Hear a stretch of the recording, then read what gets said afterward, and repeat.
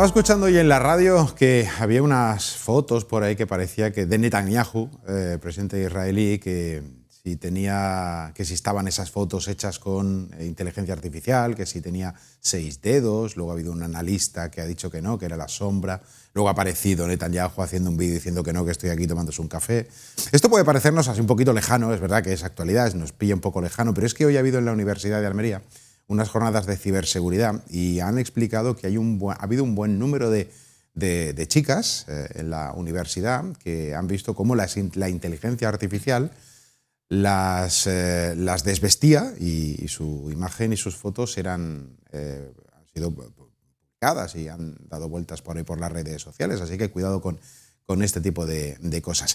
Bueno, ¿qué tal? Muy buenas noches, ¿cómo estáis? Vaya calorcito que hemos tenido hoy en la ciudad, ¿eh? Sobre 22, 23 grados. Si te metías en el coche y lo dejabas al sol, parecía que estabas en pleno mes de agosto. Bueno, ya llega la primavera. A las 3:46 de la tarde del próximo viernes entrará la primavera, así que será el momento para despojarnos de todos los elementos superfluos, aunque todavía seguro que alguna noche va a refrescar y sobre todo la Semana Santa hará algo habrá un poquito de fresquito. Esperemos que solo quede en fresquito, que luego se nos quejan, y con razón, todos los amantes de la Semana Santa, que si cae un poquito de agua y lluvia, y hemos tenido, o incluso el viento, ojito, que también ha fastidiado algunas salidas procesionales en los últimos años. Bueno, no me quiero meter en el territorio de la última trabajadera, que para eso están ellos, pero nosotros aquí sí que vamos hasta las 11:30 a repasar asuntos de actualidad del día. Una semanita que empieza tranquila, ya os digo que empieza bastante tranquila esta semana. Vamos a ver cómo concluye.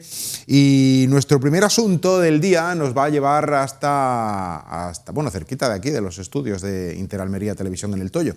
Concretamente hasta Cabo de Gata y hasta ese torreón de San Miguel que hace ya bastantes meses licitó en ese proyecto para su remodelación y su puesta en uso. Ayer la alcaldesa de Almería estuvo visitando las obras pues, para conocer de primera mano cómo marcha ese lugar, ¿no? Ese espacio que va a ser utilizado para distintas exposiciones y actos culturales en el barrio de Cabo de Gata, y que es una recuperación más del patrimonio en nuestra ciudad. Vamos a ver esa información y saludamos enseguida a nuestros invitados de esta noche. Al mismo tiempo que el Ayuntamiento de Almería lleva a cabo las obras de rehabilitación de la Torre de San Miguel de Cabo de Gata, con una inversión de más de 325.000 euros, ya trabaja en el equipamiento TIC de este futuro espacio turístico. De esta manera se ha adjudicado la mercantil Bre Studio 360 por un importe de más de 66.000 euros la recreación virtual de los principales enclaves del Parque Natural Cabo de Gata-Níjar, como en la propia Torre de San Miguel, La Salina, el Cerro de los Frailes, la Isleta del Moro. Estas recreaciones, basadas en técnicas de realidad virtual y documentación histórica, van a permitir a todos los visitantes viajar en el tiempo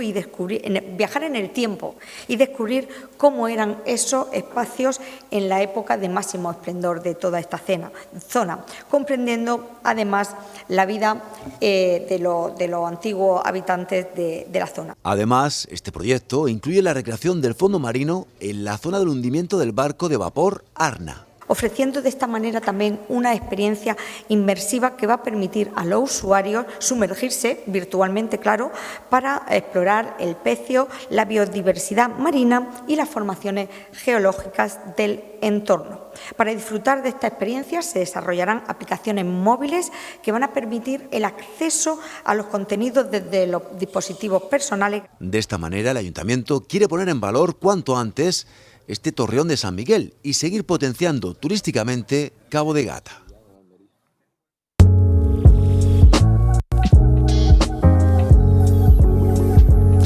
Una inversión de más de 300.000 euros, 325.000 aproximadamente. Bueno, esta noche nos acompañan Javier Cortés. Hola, Javi, muy buenas. Buenas. Y también Cristina González. Hola, Cristina, muy buenas. Hola, buenas. Bueno, recuperación de patrimonio, ese torreón de San Miguel que para este verano esperemos que luzca. Yo imagino que estará en plazo como para que pueda llegar a tiempo, para que este verano, ya estamos a marzo, pueda llegar para poder disfrutarse, ¿no? Y con esas recreaciones de la cual, bueno, pues podemos hablar ahora. Una buena idea al final, ¿no? Recuperar lo nuestro para...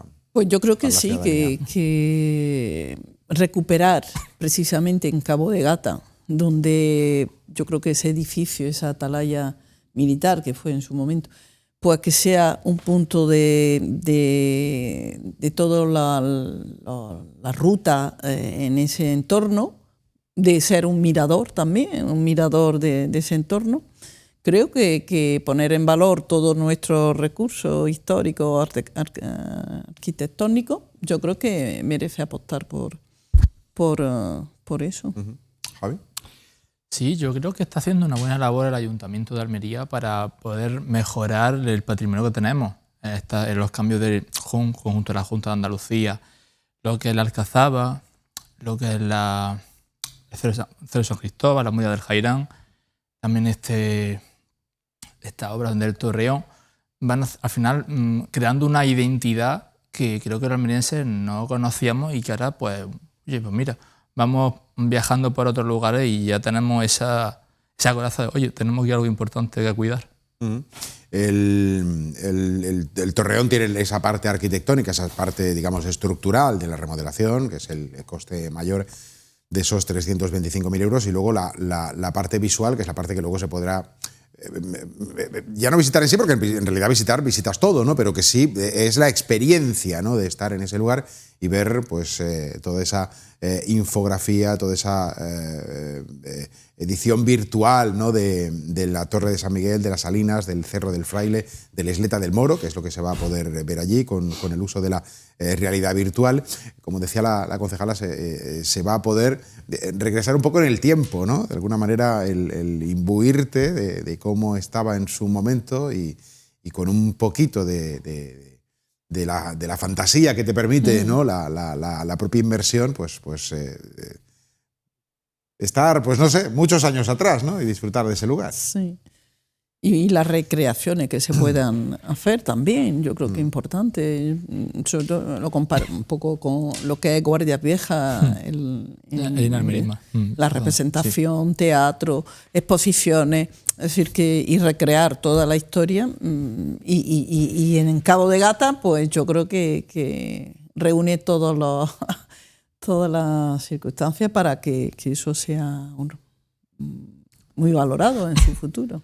Que al final siempre, pues, Almería, al estar al lado del mar, hemos tenido, pues, fortificaciones para defendernos en el momento de los berberiscos y toda la gente que iba invadiendo, evidentemente. Venía aquí a la tierra y, claro, como he dicho antes, Guardias Viejas, la misma Alcazaba, otras zonas que también de Santana también, ahí, Roquetas. Al final son formas de defendernos y esa cultura hay que recordarla, entenderla y enseñarla. Porque al final, y si encima se salga un valor turístico o un valor para hacer un poquito de negocio que no molesta al medio ambiente y nada, pues para adelante, ¿no? Lo que sí creo yo que va a generar mucho interés y va a ser muy atractivo es esa recreación del vapor Arna, ¿no?, que va a permitir que también con esos medios y con esa tecnología 3D y virtual, etcétera, etcétera, pues puedas ver, ¿no?, ese pecio. Por cierto, el concepto pecio a veces me pongo un poco pedante, ¿no?, pero con estas cosas, pero es que como me acuerdo, pues siempre me lo comparto y ya está. O sea, en realidad es que me lo explicó Mario Sanz, el farero de Mesa Roldán, y yo le pregunté un día, ¿eso de pecio, que pues no es barco, es buque? No, pecio es cuando el barco está hundido. O sea, ese concepto de barco hundido, barco, digamos, es lo que flota y lo que tal. Sí, está ya hundido, es un pecio, ¿no? Eso ya lo aprendí, así que ya, pues mira, esta es la lección de esta noche.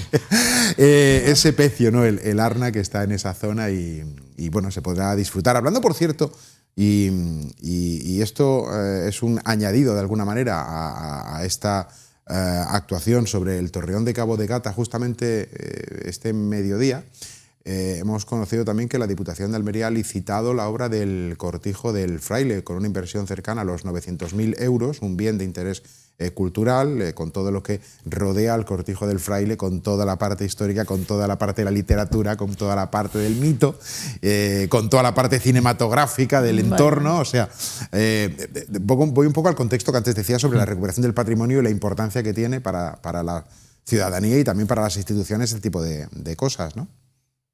Pues sí, que cuesta trabajo, porque ha costado trabajo, ¿eh? Bueno, y me alegro un montón de que la Diputación haya decidido recuperar y poner en valor el cortijo. Lo que tú bien dices, reúne pues, también pues, esa historia en torno pues, a todo, a la cultura. Bodas de sangre al cine, claro. al cine, en fin, un poco. Al final, todo este tipo de recursos son para...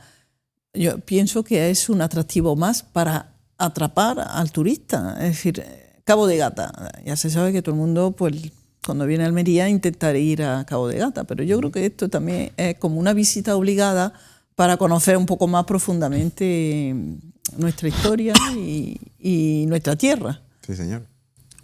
Sí, como bien decía Cristina, el turista no está el típico que viene de cerveza, que totalmente respetable si mientras le haga bien las cosas, ¿no? El de playa, el de comida, pero también el cultural, en este caso ya hablamos ya de Lorca, que es una figura importantísima de nuestro país. Entonces al final todo lo que se ha ido mejorando y como incluso cuando están descubriendo estos días el tema de la obra del... Uy, se me ha olvidado. El tren, el soterramiento. Que incluso han encontrado yacimientos históricos. Claro, al final no sabemos lo que tenemos hasta que empezamos a investigar y por casualidad, por una obra, aparecen cosas que no conocíamos. Al final es que vivimos rodeados de tierras de fenicios, griegos, romanos, árabes, etc. Y eso se nota.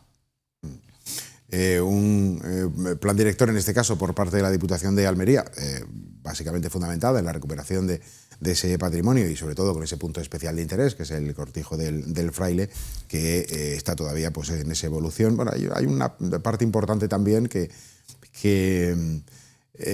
no es obra, pero yo creo que hasta es más importante que la obra, que es el adecentamiento y la limpieza del entorno, ¿no? Porque es verdad que bueno, durante el tiempo al final no deja de ser campo, ¿no? Y ahí está el cortijo con sus características, que hay que algunas hasta recomponerlas, ¿no? Pero sí que hay un plan detrás para darle un uso al cortijo del Fraile que tenga...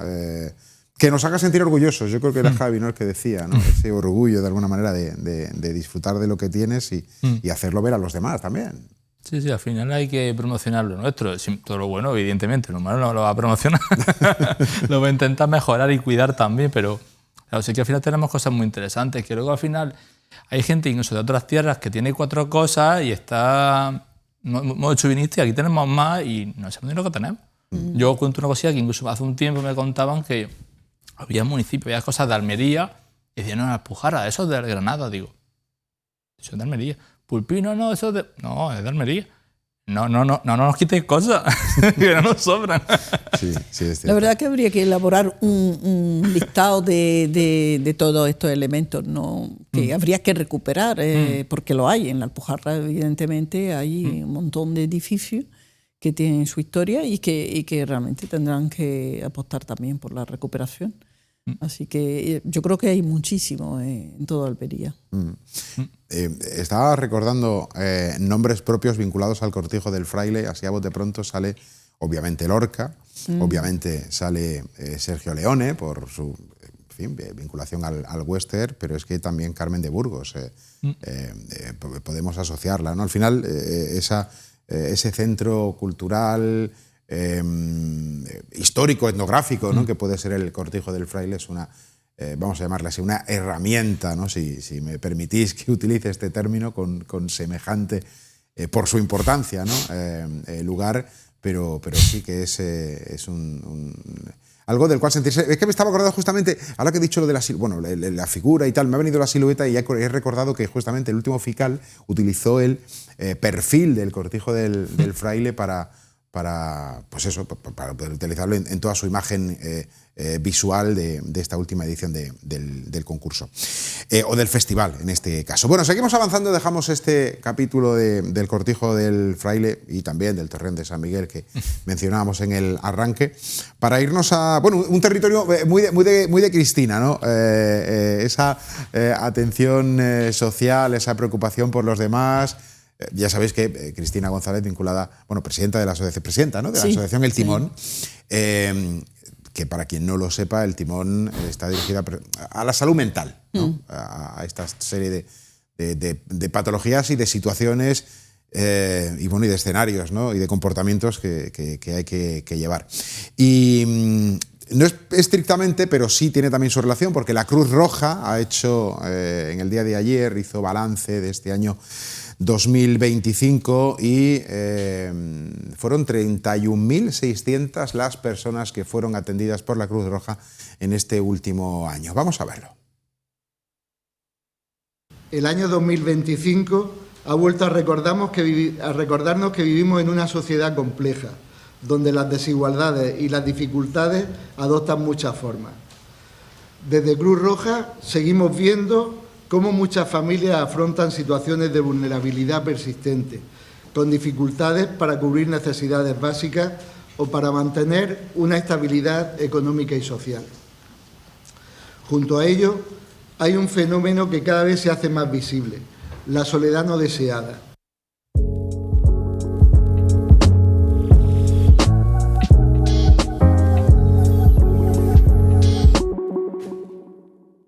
Remataba el responsable de Cruz Roja con la soledad no deseada, ¿no? Esa palabra que sí enlaza mucho. Sí, enlaza mucho con lo que Cristina puede ver un poco en el día a día. Números. Hablaba de 31.600 personas, han sido 126.452 intervenciones. Pero fijaros un dato. Personas, o sea, estos para los tecnológicos, que ahora ya casi somos todos, cuando hablamos de medios digitales, tanto webs como plataformas, como redes y tal, se habla del concepto usuario único, ¿vale? O sea, usuario único, tú puedes entrar 40 veces a un sitio, pero eres un usuario único. Está vinculado a tu IP. Bueno, en fin, no quiero meterme ahí, pero sí al tema este, ¿no? Fijaros, usuarios únicos son las personas atendidas, son 31.609. Ahora, intervenciones 126.000.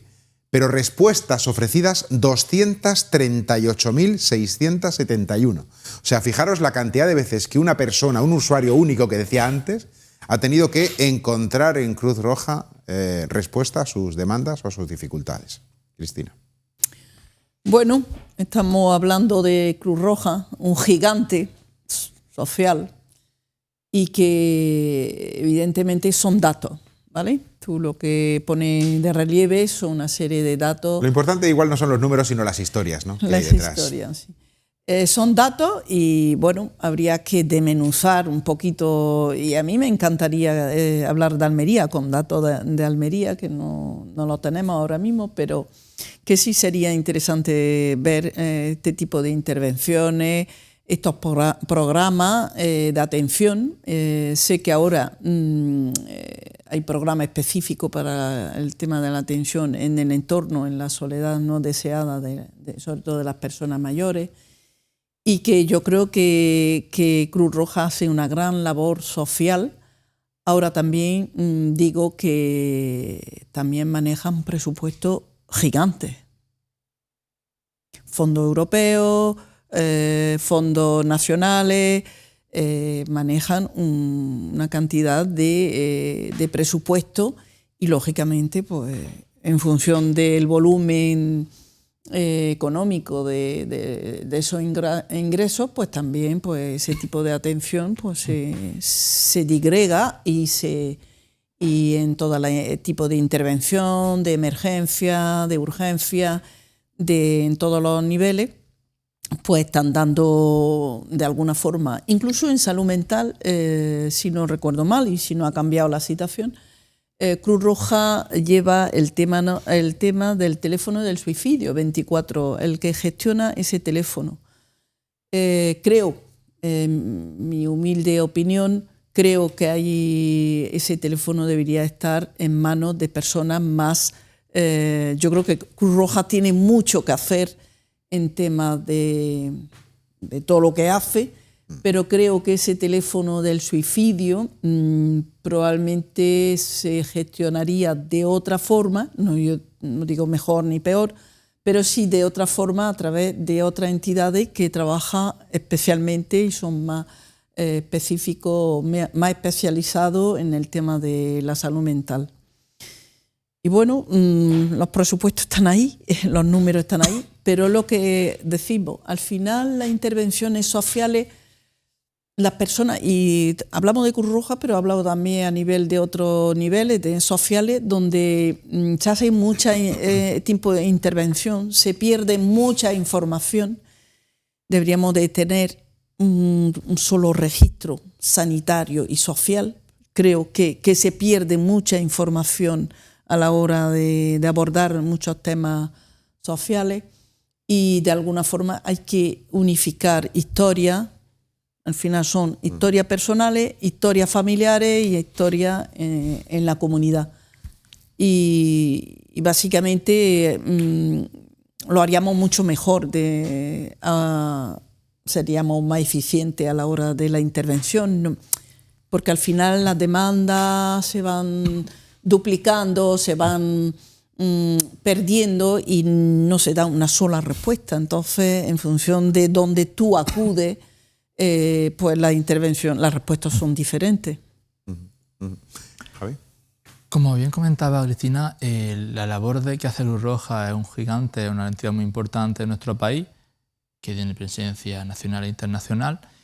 Es necesario que se refuerce no solamente el papel de Cruz Roja, sino también la unión, como habían comentado Cristina, con otras asociaciones, entidades, un refuerzo, tanto como puede ser mínimamente la asociación que ella presidenta, un protección civil de la Diputación, del Ayuntamiento, de toda esta zona, porque al final el unificar los criterios, el entenderse, el entender toda la información que hay, al final acelera las cosas, agiliza todo. Tener todo más controlado y sabiendo, y la gente preparándolo muchísimo mejor. Con un mayor presupuesto como están teniendo últimamente, pues eso da a hacer cosas aún mejor todavía. Que entrarse bien, pero siempre se puede mejorar en esta vida, ¿no? Luego también, como he comentado antes, el responsable de Cruz Roja, la soledad no deseada.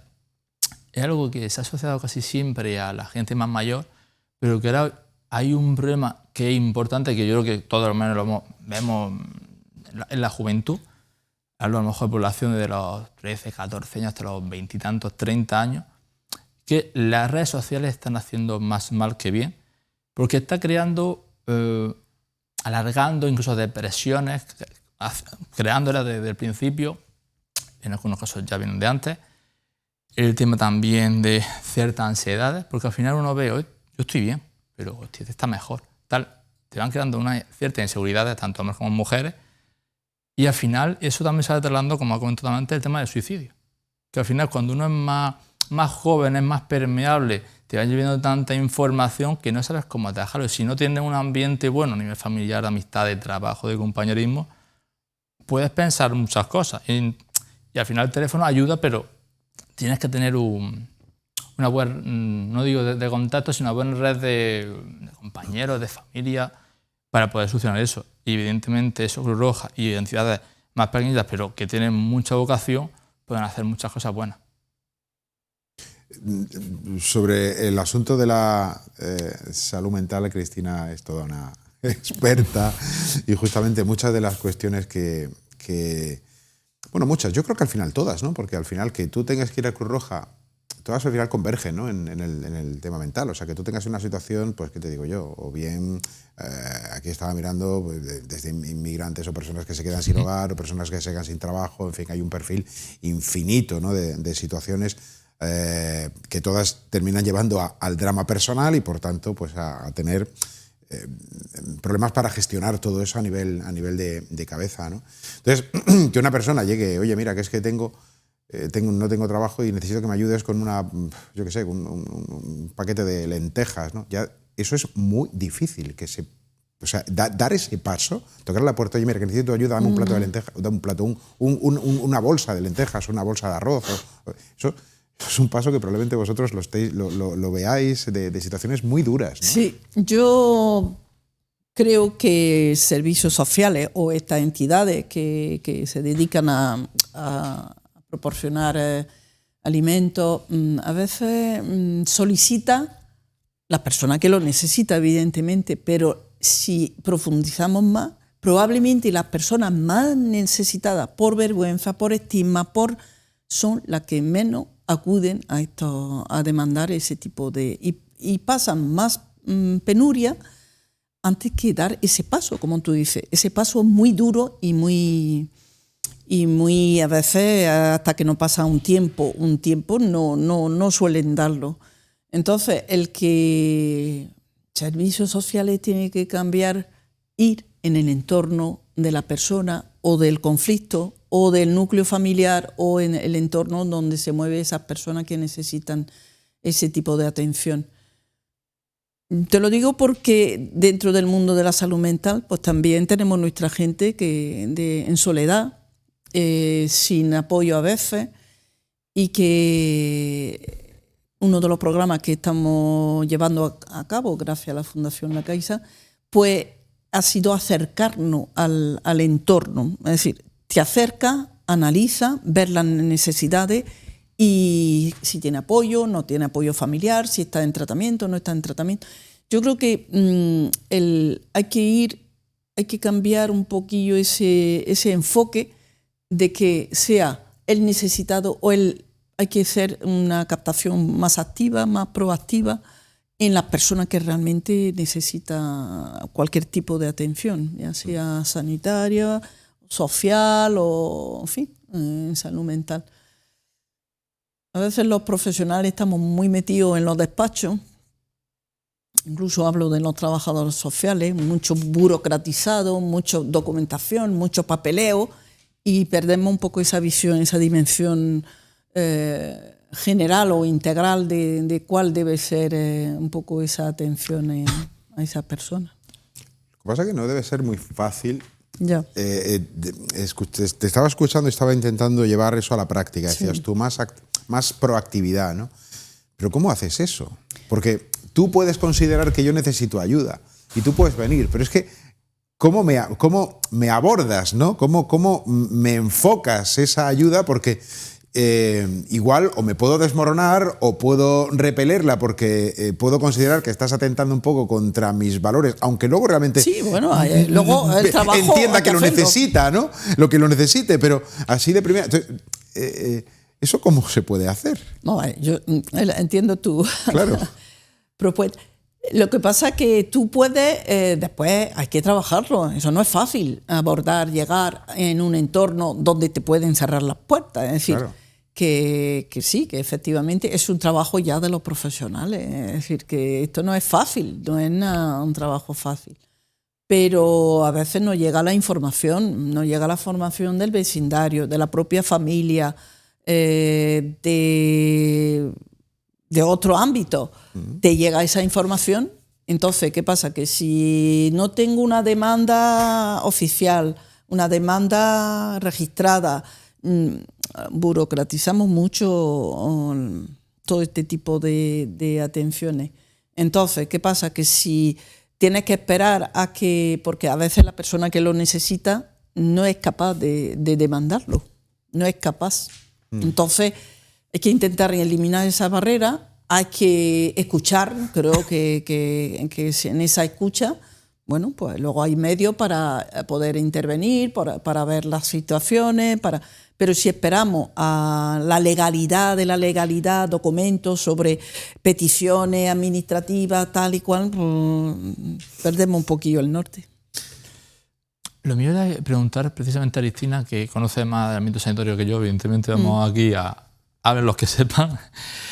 La pregunta es, la burocracia se puede, a lo mejor, cosas se pueden eliminar, porque a lo mejor hay cosas que no son nimiedades en algunos aspectos, pero puede ser que la inteligencia artificial ayude precisamente a quitar un poco el volumen de trabajo para poder centrarse en lo importante, o una herramienta que no se concibe de momento para el mundo sanitario, pregunto.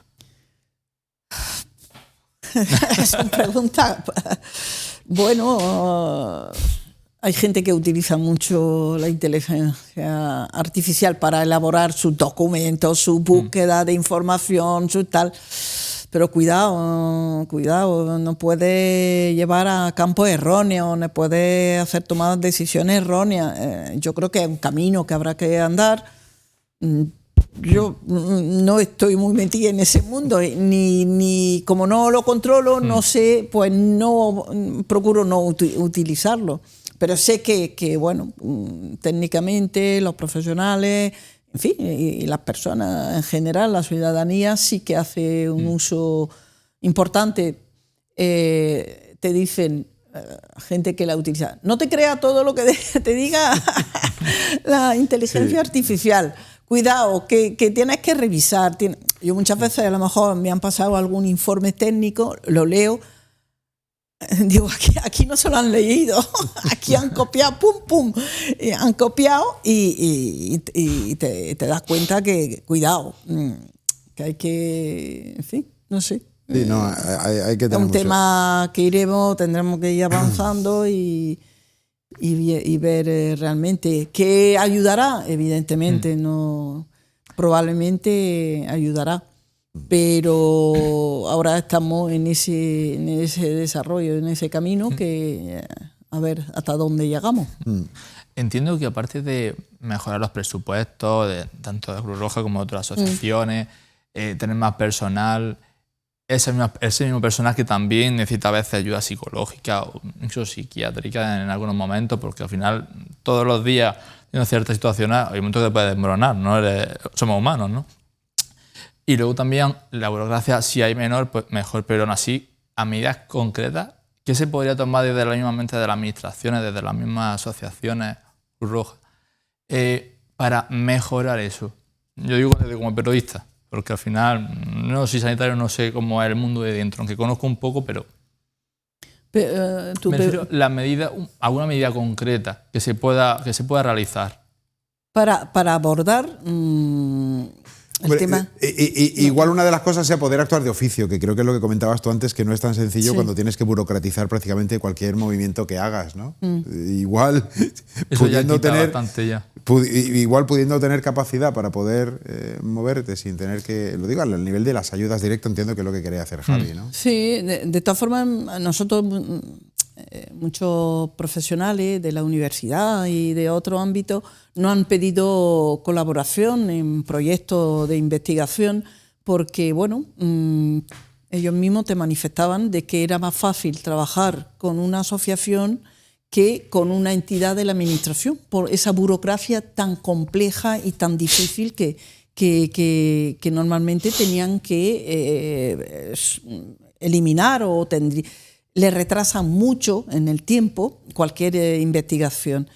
Y bueno, nosotros en un principio es lo que quiero trasladar un poquillo. Eliminemos burocracia. A mí una compañera me dice, mira, si yo fuera consejera, ¿qué me pediría en salud para mejorar la salud? Entonces digo, bueno, pues yo pediría tiempo y quitar burocracia. Burocracia en sanidad. De registro, de protocolo, de no sé qué, de no sé cuánto. Es decir, se nos va mucho tiempo en este tipo de registro, de que si nos demandan para acá, y nos falta tiempo para atender a los pacientes, que realmente es lo que nosotros queremos, tener tiempo suficiente para abordar ya sea problemas de salud mental o sea, y más psicológicos. Necesita mucho más tiempo dedicarle en una consulta de atención primaria mucho más tiempo y el tiempo, al final es tiempo. Y hemos reducido personal, hemos reducido los tiempos. Pues la sanidad está como está, es decir, a la mínima expresión, es decir, vamos mal, así vamos mal, es decir, que no vamos bien. No, la burocracia, estabas hablando de la parte médica, de la cual ahora después de esta pequeña pausa que vamos a hacer enseguida volveremos a hablar, pero estabas hablando de la burocracia y de la carga, o sea, de recuperar tiempo a costa de perder papeles. Quiero decir, que claro. Ese es un poco el sentido. Profesionales, vamos a intentar... Claro, aprovecharlos realmente con lo que nos van a dar, o sea, pero de tener que estar rellenando formularios o documentación para registro... Es que eso de la medicina también le está pasando a la docencia, ¿no? En el profesorado también. Hombre, es verdad que yo en estos últimos meses, un año y poco, ya he perdido un poquito el hilo. Pero hasta ese momento, por experiencia de mi entorno, era pues una queja constante el profesorado. Eso es que, joder, es que tenemos que estar enseñando y tal, que sí. Pero la burocracia es que nos come, es que tenemos que estar rellenando cosas, papeles, tal. O sea, hay un volumen de documentación y de procedimientos que lastra muchísimo en algo tan importante como es el tiempo. El tiempo. El tiempo para todo, ¿no? Para disfrutarlo y también para disfrutarlo a nivel ocio como para aprovecharlo a nivel profesional o de esa colaboración, voluntariado. Hemos hablado de la Cruz Roja, ya nos hemos ido pues para la parte de la salud mental, que es el territorio que conoce perfectamente Cristina, y bueno, esta parte médica que ahora tendrá su continuidad. Porque tenemos que hacer una pausa, hemos cubierto el ecuador de nuestro Conexión Almería de esta noche, pero después vamos a hablar, hoy es martes, ¿verdad? Bueno, pues es el día 2 de la tercera, creo que es la tercera, porque una por mes, tercera semana de la huelga de los médicos en España, en este caso, la que vivimos y sufrimos en Almería. Volvemos de inmediato.